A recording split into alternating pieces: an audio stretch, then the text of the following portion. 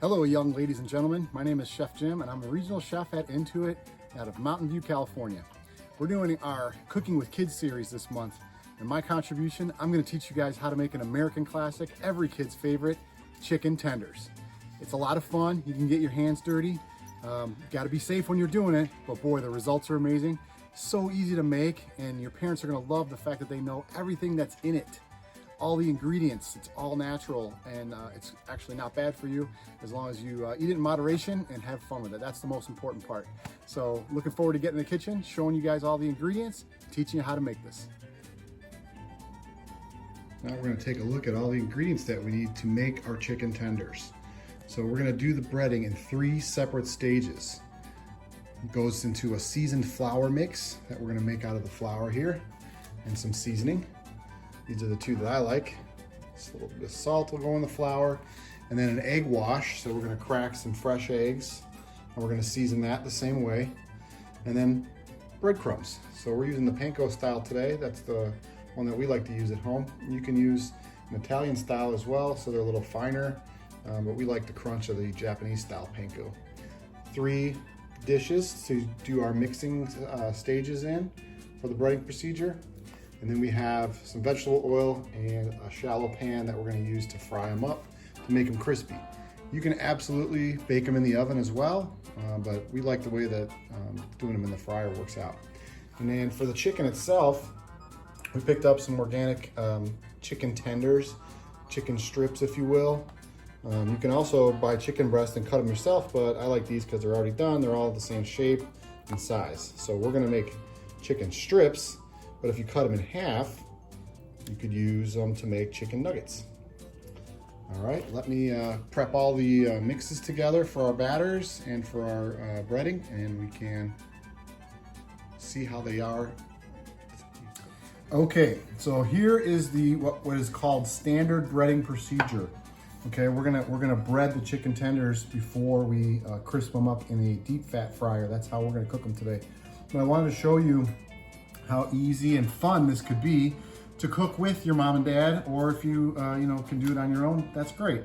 So basically I took the flour and the seasoning that I like with a little bit of salt. So there's a little bit of the Old Bay and the Tony Chachere. That's a Cajun spice that I like. It's not really spicy hot stuff, but you want to flavor each layer of the breading procedure, okay? So you need to season them because there's no seasoning on the chicken.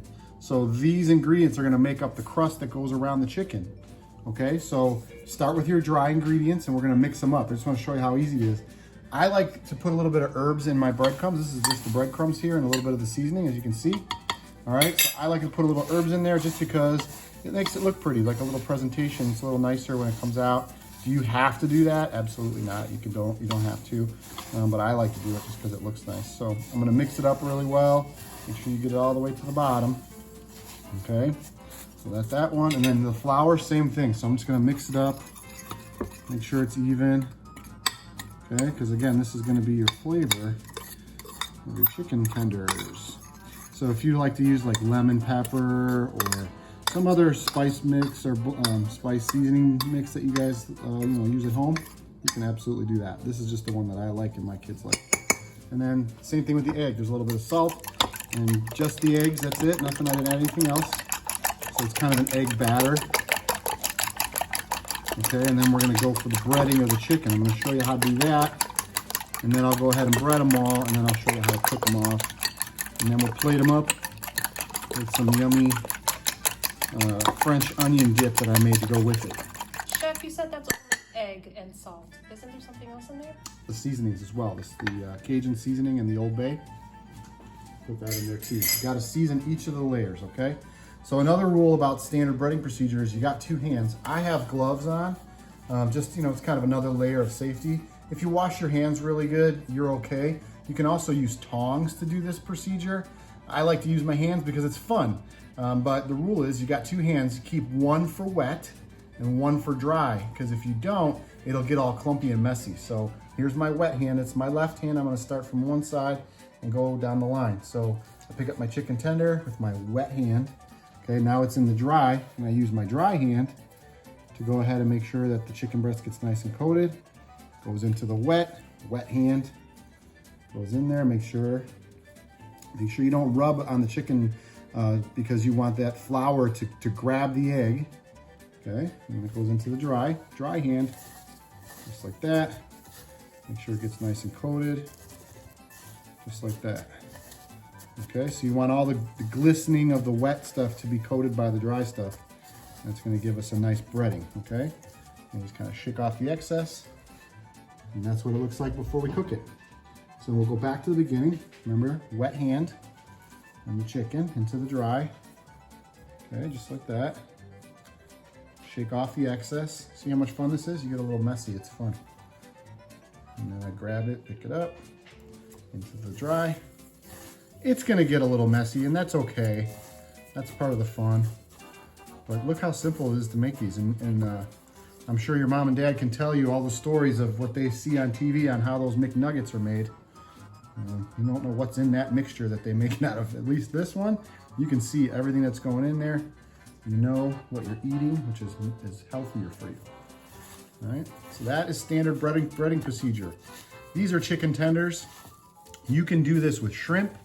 You can do this with steak or beef. You could do this with pork. You could do this with vegetables.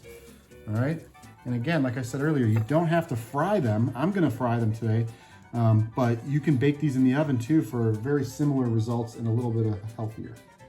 All right, so I'm gonna go ahead and finish breading all these off, and then I'll show you how to cook them. Here we have all of our ingredients that we're gonna need to make our French onion dip. So we're gonna use about 2 tablespoons of olive oil to saute our onions in. We've got a nice large onion there that we're gonna dice up. You can also find these, sometimes you can find them diced in your grocery produce aisle, in case you don't know how to use a knife. But if you're gonna do it at home, make sure you have some supervision and you learn how to use a knife safely. I'm gonna dice that up in a minute. We got a 1/4 teaspoon of kosher salt. And we're gonna use about 1.5 cups. I'm gonna use Greek yogurt. I like this, it's plain Greek yogurt. You can also use sour cream, but at least it's a little bit healthier to use the yogurt. And about 1/2 cup of mayonnaise, that gives us a little bit of texture and rounds out the flavors of everything here. And then we have garlic powder, got about 1 teaspoon of granulated or garlic powder, and then 1/4 teaspoon of white pepper. We're gonna use about 1/2 teaspoon kosher salt. So I'm gonna go ahead and prep up the onions, and I'll show you guys how to saute them until we get the nice caramelization we need to give us the flavor for our French onion dip. Gang, we're gonna cook the onions now. So again, if you're with your parents or if you know how to cook with hot stuff, no problem, but be very careful because we got a hot pan. As you can see, it's smoking a little bit there. We're gonna add about 2 tablespoons of oil, and then we're gonna start cooking our onions. It's gonna take a little bit of time because you want the onions to caramelize and let them release their natural sugars in the pan. That's what's gonna give us that sweet oniony flavor to our caramelized onions. So I'm just gonna go ahead and move this around a little bit. Get it evenly coated, and we're gonna get all our onions in there.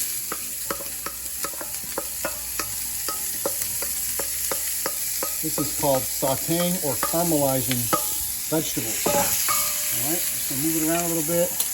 I'm gonna add about 1 teaspoon or so of salt. This is kosher salt here. Gonna flatten it off. That's gonna bring out more of the onion flavor as well. And now we're gonna stir this for a couple minutes until we get a nice golden brown. Okay, we're about halfway through here. I wanted to show you the color. This is what we call translucent. All right, you start to see it getting a little clearer as the juices kind of evaporate and the onions sauteed.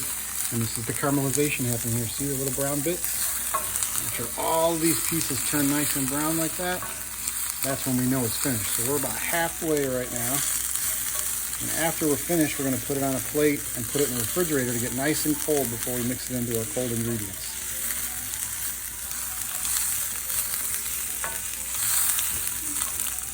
Okay, I think we're just about there. So if you start to notice that your onions are getting too dark too quickly, like that little piece right there, turn the heat down and keep going. So the key is to keep moving all these things so they get nice and evenly caramelized. Well, I had a nice taste of this a couple seconds ago, and the onions are nice and sweet, which is exactly what we want. They're fully cooked. So we're gonna take these off and cool them and get them ready for the next part of our preparation.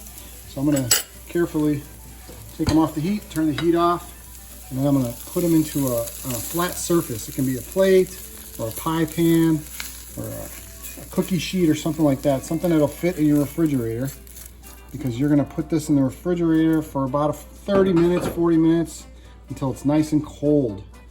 All right, and I'll show you how to finish off our awesome French onion dip. Okay, so we have our mayonnaise and our yogurt, our white pepper, and our garlic powder. So we're gonna start by adding our spices to this, and then we're gonna whisk everything in.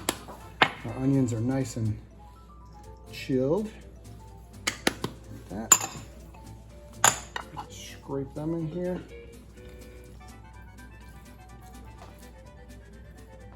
This is gonna be so yummy. Then we're gonna taste it. See how we like it. So you're just gonna gently whisk it all together. Now this is gonna be kind of thick, which is okay for what we're using it for. But if you wanted to, thin it out a little bit, it's better for that way for chips and dipping carrots and celery in there, whatnot. So you can add a little bit of water. This is just cold filtered water to thin it out just a little bit. That's the way I like it. You can leave it thick if you like.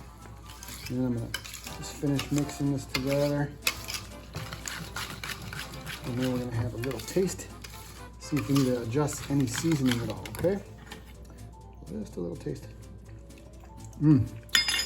That's perfect. So now what you have to do is you have to put this in the refrigerator for at least an hour or two.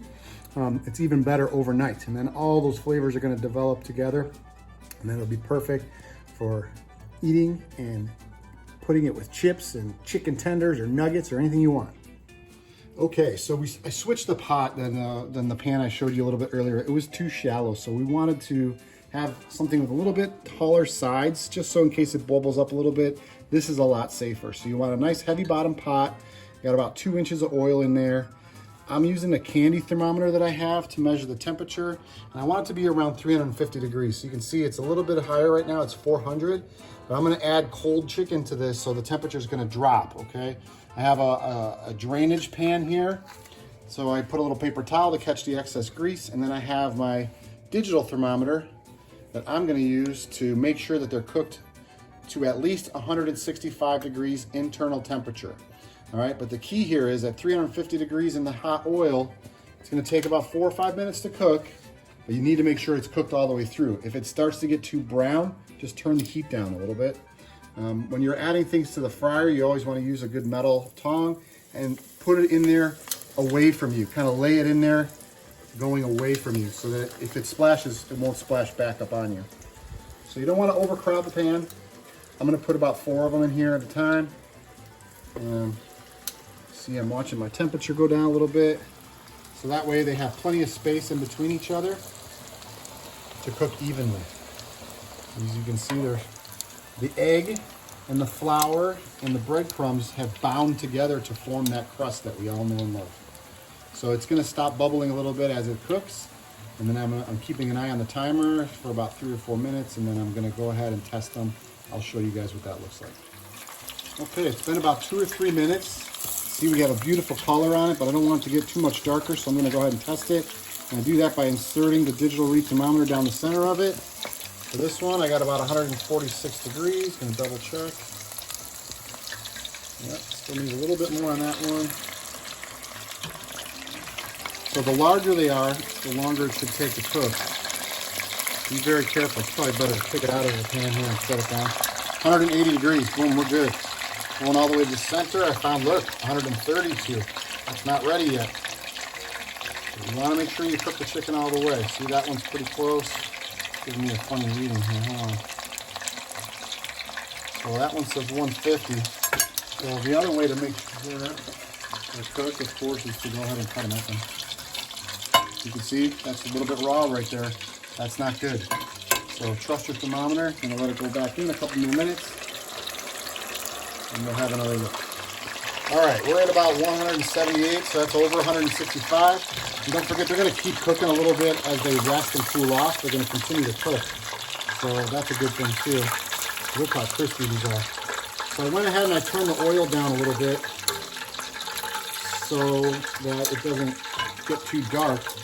And then I also brought out a skimmer something like this. And the reason why you skim is so that you get all the breadcrumbs you can out of there, because that's going to continue to get browner and darker, and then it'll eventually stick to the chicken and give you kind of a burnt bread flavor. So we're going to go in another round here, and then after I finish cooking all these off, I'll show you guys how to plate it up. All right, here's the end result of all that cooking we just did. I got my little sous chef, Cece, here. She's super interested in what I have on my plate.